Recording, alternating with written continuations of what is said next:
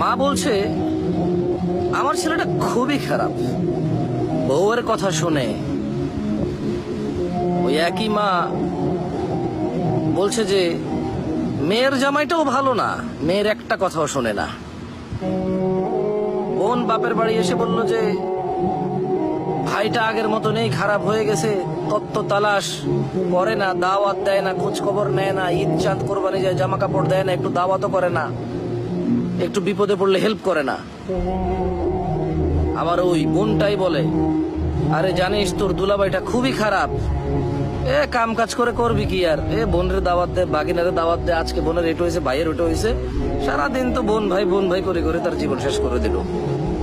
ভালো পড়েনি জামাইটা, মানে ভালো পড়েনি। অবাক অবাক করা চরিত্র না?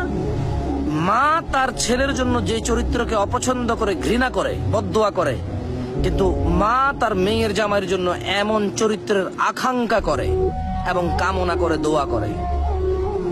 বোন তার ভাইয়ের যে চরিত্রকে অপছন্দ করে, কিন্তু ঠিক তার স্বামীর জন্য সেম চরিত্রকে সে পছন্দ করে, নির্বাচন করে, এবং সে এইটাকে কামনা করে, আকাঙ্ক্ষা করে যদি এমন হতো। সমাজের এই স্যাড চরিত্র আমাকে ভাবায়।